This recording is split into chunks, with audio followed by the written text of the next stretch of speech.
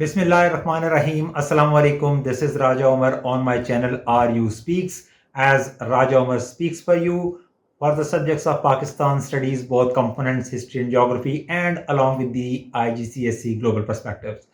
We are talking about geography these days, and we have discussed the whole of the unit of trade and part one of the unit of the transport and communication. Now we are moving towards the part two of the same unit, that is the transport and communication, in which we are going to discuss the dry ports and the air routes and the sea ports along with the telecommunication. First of all, do not forget to subscribe RU Speaks, as it is really beneficial for you regarding your learning and for better grades. Thank you so much. So moving on towards the today's topic, that is the topic we have, that is the dry ports in Pakistan, and we will discuss that what is the importance of these dry ports for Pakistan, where they are located, and what are their functions, right? First of all, the dry ports in Pakistan, their locations. Famous dry ports include Quetta, Lahore, Multan, Sambrial near Sialkot, and Peshawar. There are dry ports everywhere in all major cities of Pakistan. If we talk about Rawalpindi, Islamabad, yes, Rawalpindi has its own dry port close to Chaklala railway station, and Islamabad dry port is over there next to Margala railway station, Islamabad. So they are for the sake of facilitating the trade, and we will discuss the functions. The infrastructure, this particular dry port requires efficient rail transport. As just giving you two examples, that Islamabad and Rawalpindi dry ports, they are next to the railway stations. One is very close to Chaklala railway station, and the other one is just next to Margala railway station. It means that the rail transport is must for a dry port. Secondly, container services. There should be a good road network over there to bring those containers to that port area. Next one, there should be the container parkings over there, so that the containers and the trawlers, they can be parked over there in that larger area, carrying the goods over there in those containers. Third thing, that is the storage facilities. When those goods are supplied over there on dry port for further transportation to Karachi port and then to the other countries for export, what is needed, that there should be some storage sheds over there, so that the goods may not get spoiled and may not get damaged. And if there are certain perishable goods like fruit and vegetables, there should be certain refrigeration facilities over there in those areas, in the vicinity of the dry port, so that those perishable goods should be kept over there, so that they may not get rot. So these are the infrastructures which are required to establish the dry port anywhere in Pakistan. So what are the functions? The major functions are reduce workload at seaports. If I tell you the major function of the dry port, what is required, that these are for the sake of facilitating global or international trade, I mean imports and exports. How? For example, if I give you one example by drawing a small structure of the Islamabad dry port, from where I passed that outer road for many years to reach out my university, Namal. So here is the port area over there in H9 Islamabad, and next to that one is Islamabad railway station, and this one is dry port, and here we have the road just adjacent to these two, and on the other side there is the railway track over here.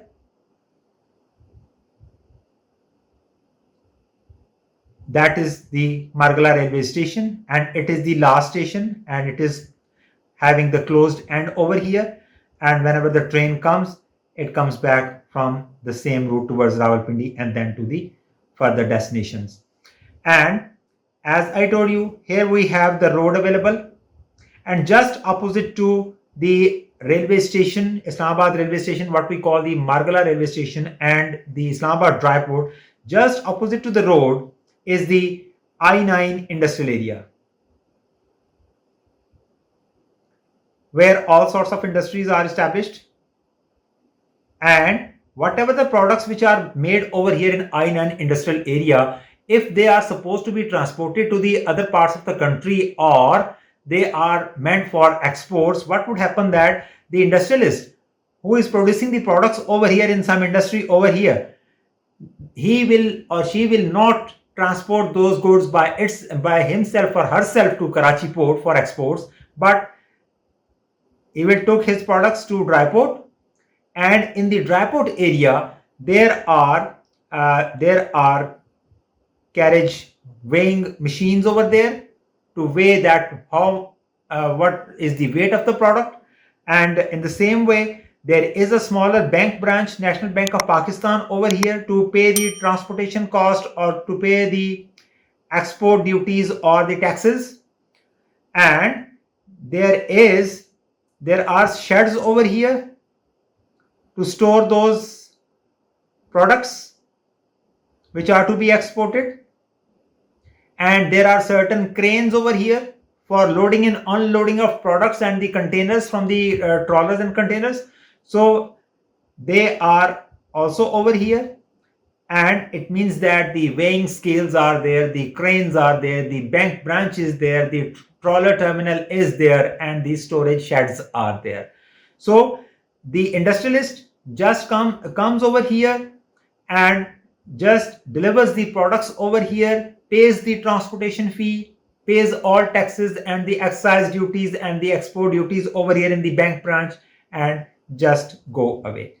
And it is the duty of the dry port staff now to transport those goods to Karachi port for further exports.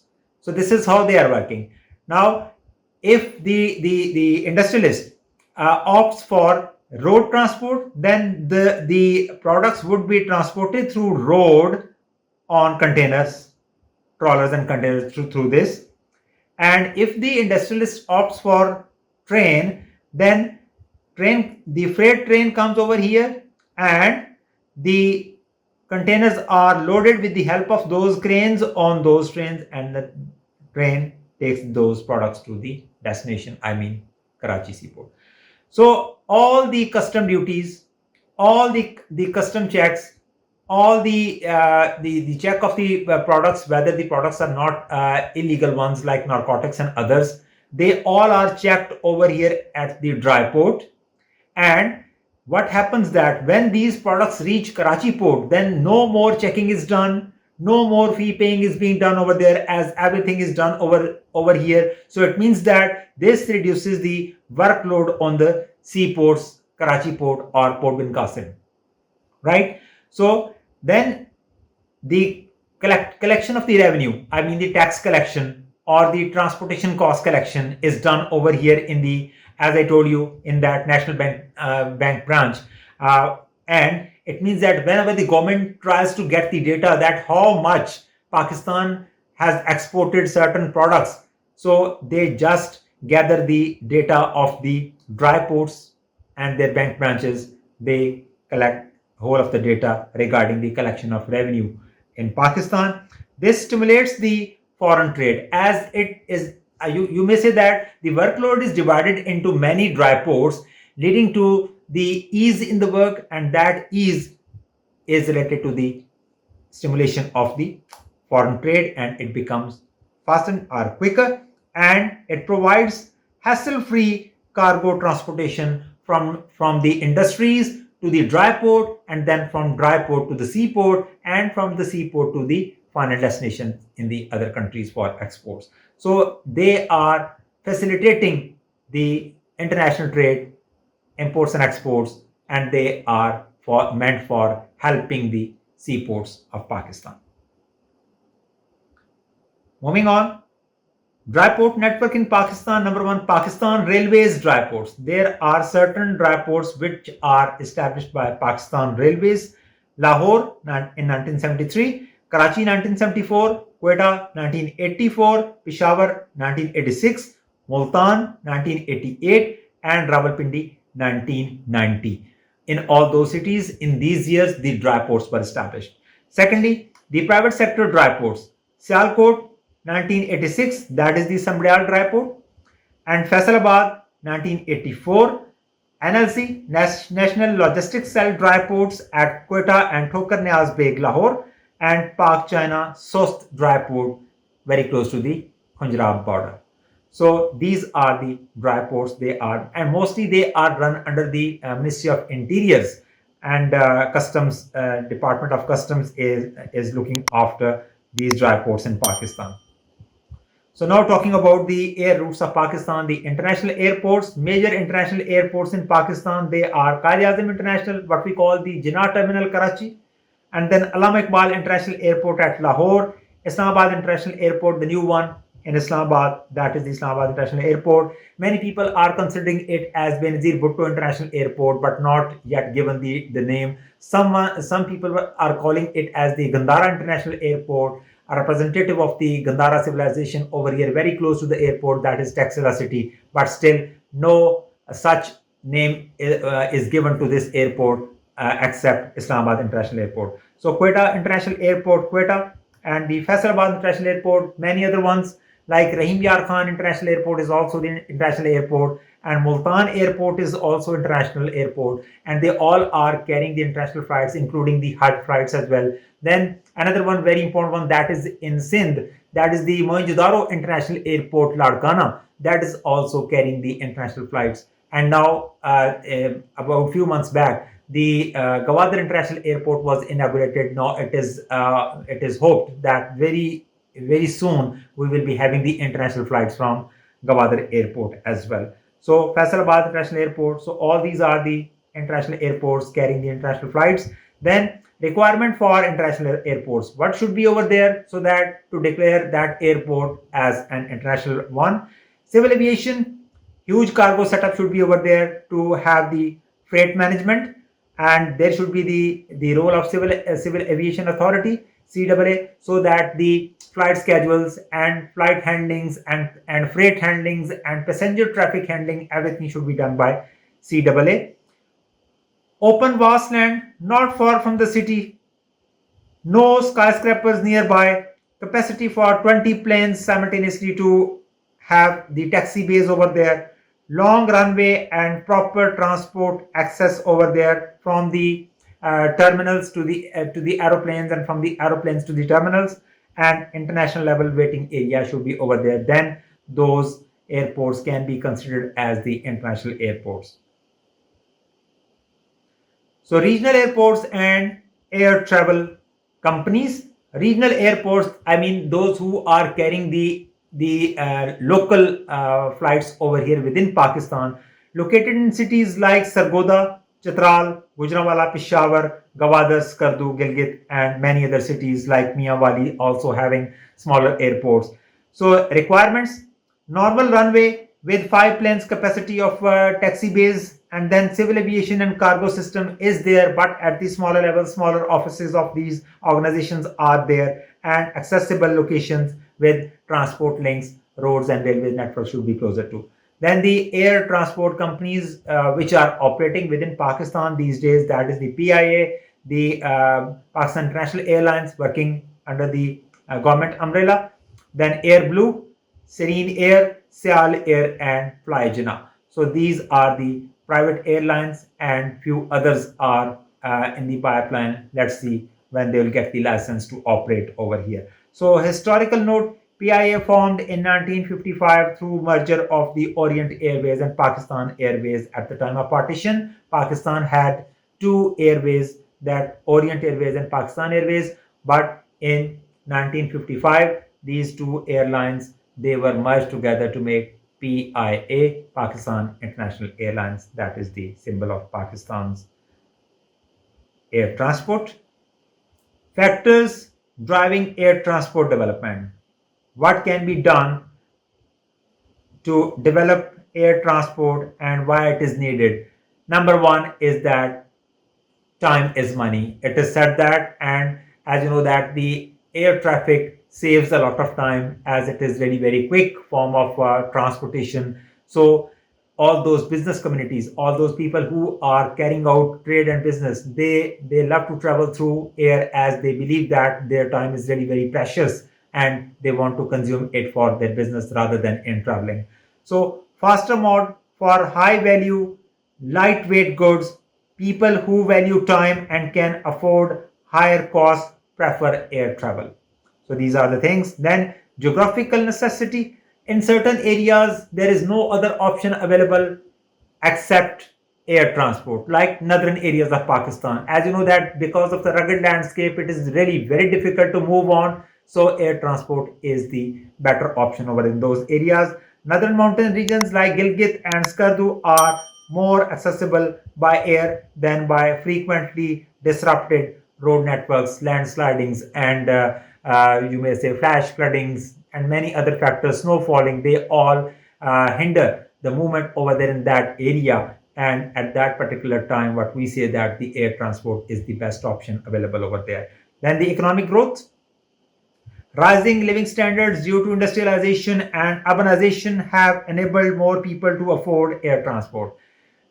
Now, as you know that people are prospering, people are developing, they are earning more and they are raising their standards, and they prefer that whenever they have to travel to some distance, they prefer that they should be using air transport, as it is a sort of a status orientation, or they believe that they can afford that costly transport and they are using it.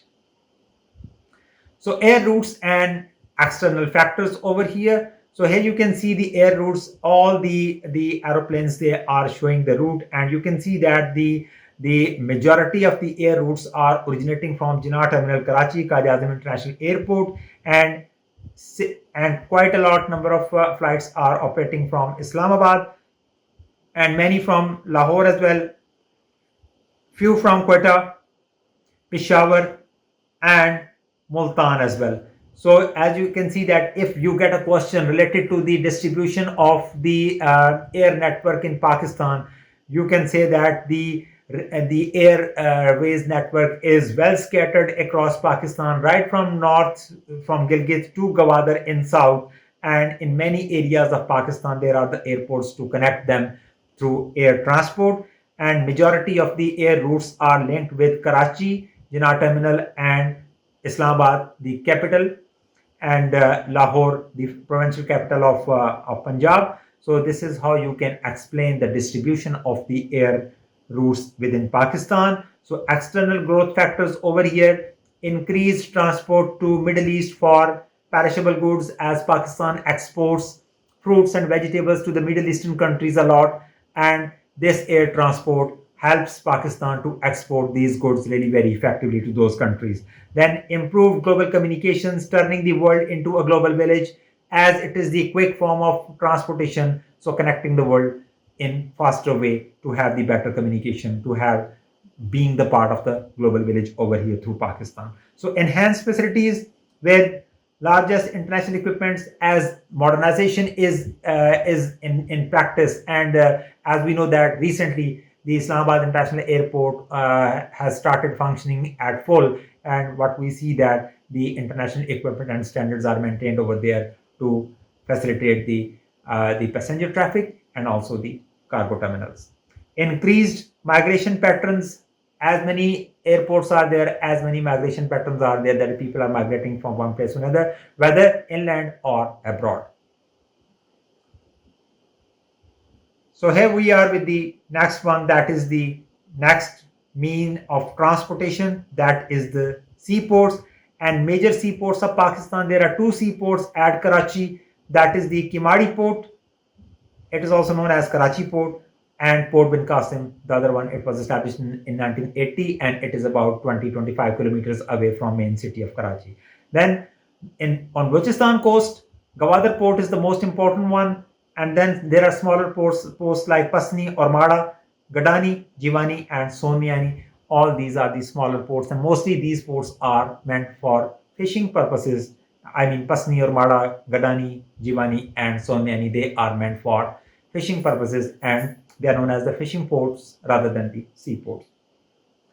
Seaports provide global trade access allowing transport of heavy goods and raw materials at costs lower than air transport or even road transport, and bulk transportation is done huge quantity of products. For example, if one country demands 10,000 tons of rice from Pakistan, they can be transported through a single ship rather than sending 200 containers by road, or sending about 40 flights to that country to transport 10,000 tons of rice.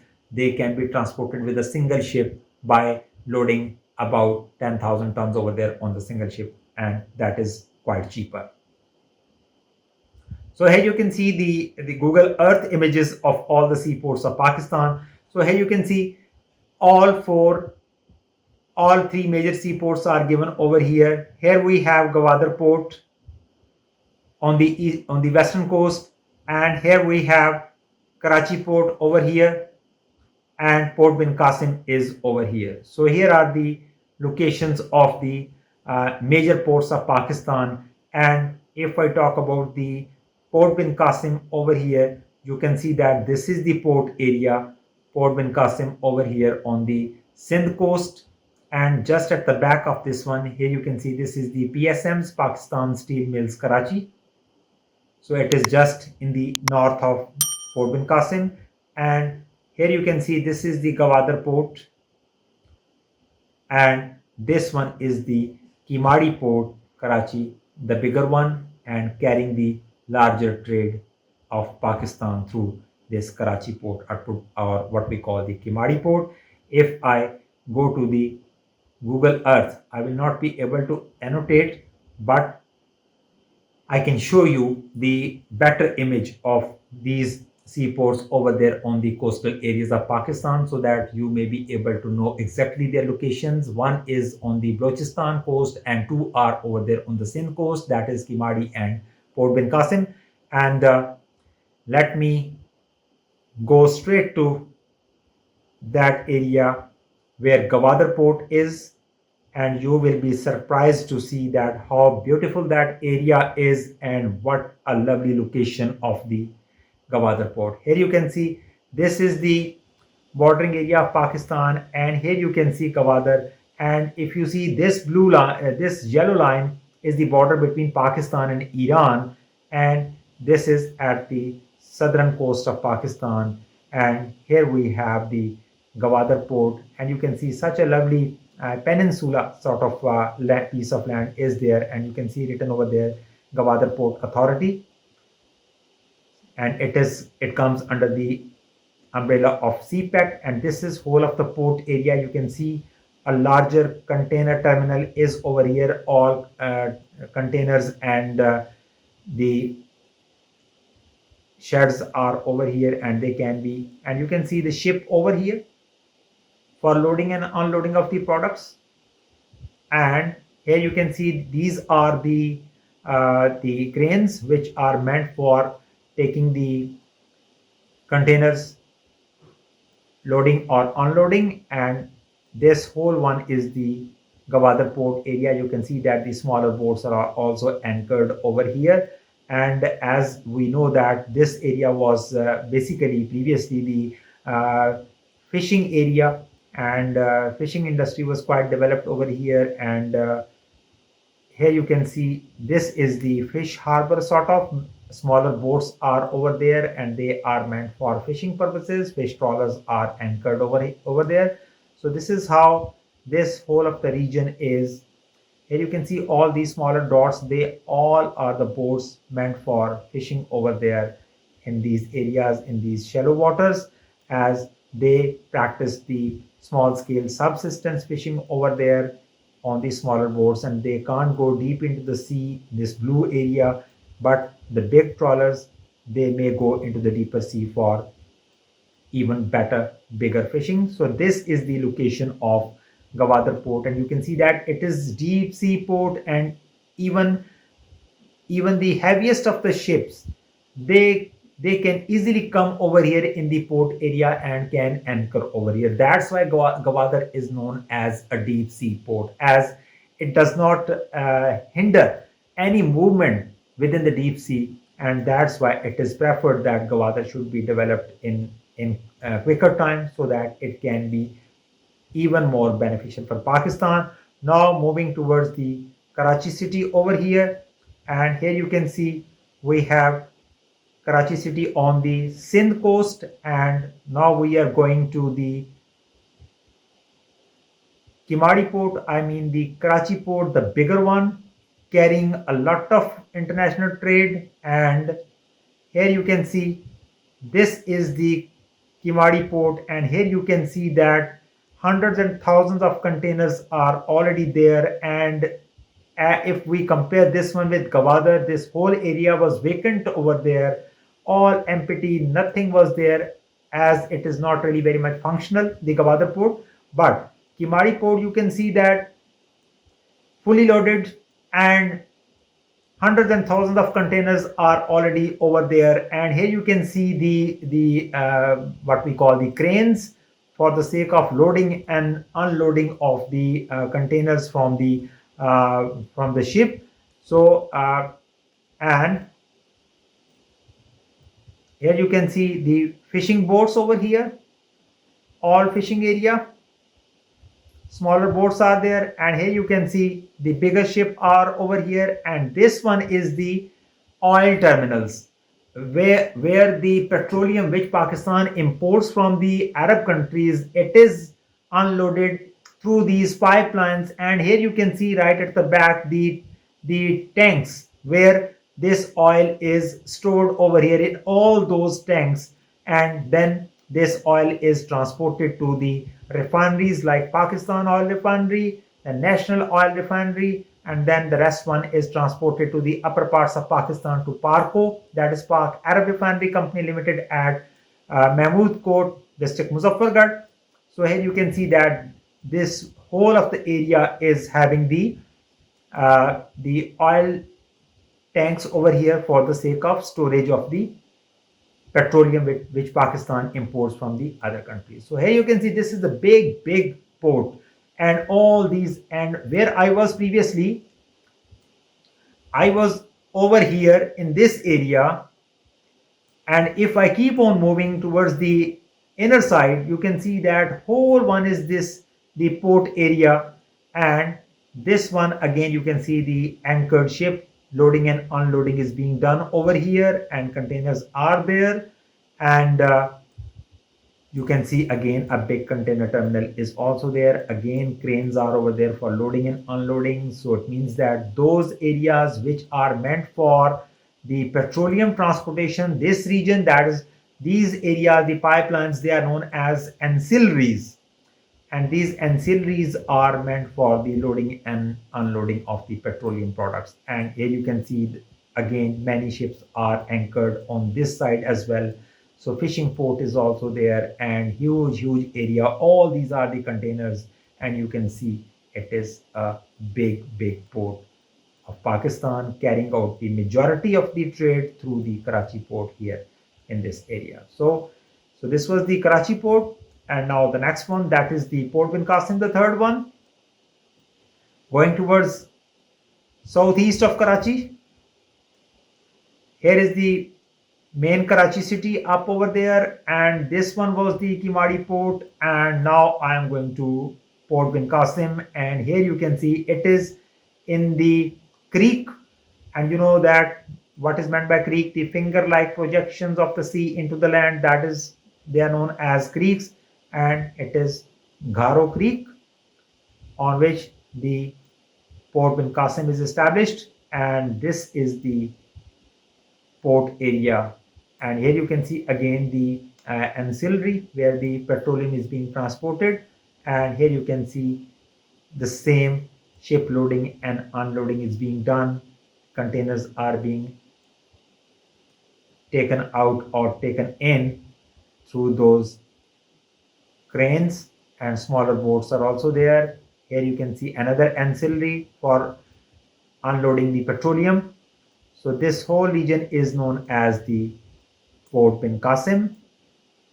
It is also carrying out the larger trade activity in Pakistan. And just in the north of this one, you can see Pakistan Steel Mills, whatever the raw material is needed for Pakistan steel mills to convert iron ore into steel by making it an alloy, the raw material is imported, whether it is coal or iron ore, they are imported over here at Port Bin Qasim and then easily transported to the Pakistan steel mills in the north of it. So this is how the three important ports of Pakistan. Now here you can see that Port Bin Qasim, and here we have the Karachi port over here, and on the other side we see the Gwadar port, this one. So very much hopeful that you might have liked this virtual visit of the ports of Pakistan. Now coming back to the presentation where we were. So the same locations I have taken the screenshots of those from the Google Earth and I have posted over here to make this thing clear for you. Moving on, that is the strategic importance of key ports of Pakistan and Kimadi port. I mean the Karachi port, as I told you, that the bigger one, the biggest one of all, that is carrying the majority of the trade of Pakistan. Liquid products terminal with ancillaries, I mean petroleum and palm oil for cooking oil industry. So they are unloaded over there through ancillaries, flyover bridges to bypass port congestions so that the trucks, trawlers and containers might be reaching the port area quite easier. So flyovers are constructed very close to it. So modern navigational system and radars are installed over there in the port area so that can be security purposes. So environmental protection equipment, I mean there should be no water pollution over there or there should be no air pollution over there in that area. So they are installed over there. And then second one, that is the Port Bin Qasim, I've just shown you. First integrated port combining deep sea port and industrial zone, handles iron ore, coal, grain, oil, rice, LPG, and fertilizer. As I told you that the Pakistan Steel Mills is really very close to. For that steel mill, iron ore, coal, they are must, and then petroleum is also imported, and ancillaries were there. I have shown you. LPG terminals are there to import the liquid petroleum gas from Qatar, and there are also the terminals of the LPG terminals over there at Port Bin Qasim. Fertilizer terminals are also there, which Pakistan imports from other countries. Built in 1980 to relieve pressure on Karachi port. Still, Karachi port is having a lot of pressure, as we have seen that there were hundreds and thousands of containers, but in comparison with Port Bin Qasim and Gwadar, there were nothing. So Gwadar port, potential center port for Central Asia to carry out the transit trade for those countries, the landlocked countries. Chinese financial assistance for minerals output. Then revenue generation through transit fees includes fish harbor and export facilities over there. Gawada needs a bit of time now. I believe that Gawada is quite good one, but it needs a bit of time to develop, to flourish, or to gain global recognition, and even what is required, that is the better security in the province of Balochistan, and third thing, that is the fully functional China-Pakistan economic corridor. That is must for Gwadar port to function well. CPEC initiative and transportation system, very important. CPEC was launched in 2015 as a major component of China's Belt and Road Initiative. $62 billion investment plan covering energy, infrastructure, rail, road, and Gwadar port. They all are part of CPEC project. Strategic link between China's Xinjiang province and Pakistan's Gwadar port enhances economic integration and regional connectivity, involves development of motorways, highways, and railway across Pakistan. And if you go to this map now, it is a bit blurred, but still I'll try to make it clear to you. As you can see that there are three different roads are visible over there. If I tell you, these are the three routes of CPEC. Gwadar is over here, and this one is common, and this one, the blue one I am drawing right now, it is known as the western route of Gwadar up to Dera Ismail Khan, right? So this blue one is the western route, as it covers the western parts of Pakistan, and it goes majorly in Balochistan province, and it touches the Quetta city, and it moves towards the Khyber Pakhtunkhwa, and it joins Khyber Pakhtunkhwa at Dera Ismail Khan. The second route, it starts from Khuzdar over here, and it moves in the center of Pakistan and west of Punjab, Dera Ghazi Khan, Laya Bhakkar, then Mianwali region, and then it joins the upper part of Pakistan. So this one, the red one, is known as this red one is the central route of CPEC. This blue one was the western route. This one was the western route of CPEC. And now the next one, that is the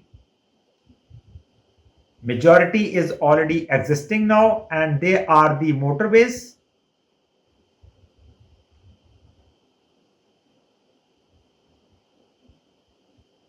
Up to this point, motorways are available. This one is to be constructed, and then from Karachi to Gwadar, there is the Makran Coastal Highway connecting Karachi with Gwadar. So this whole of the yellow route is known as the eastern route of CPEC.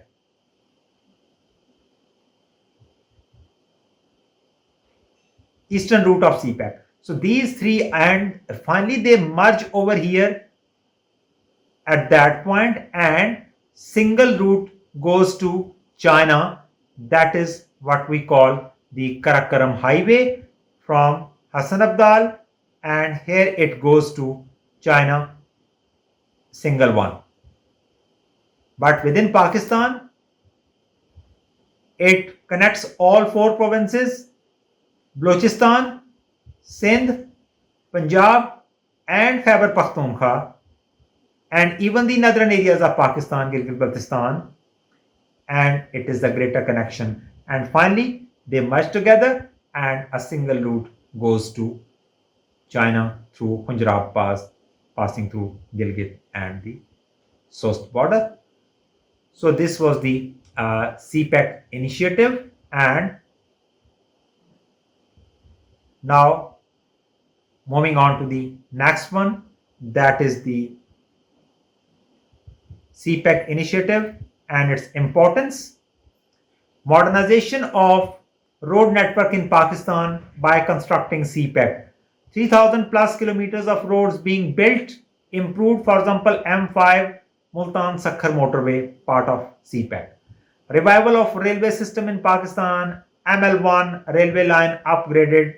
$6.8 billion project is there to improve the railway network in Pakistan for high speed freight and passenger traffic. Linking remote areas, Balochistan and Gilgit-Baltistan now better connected to national trade routes.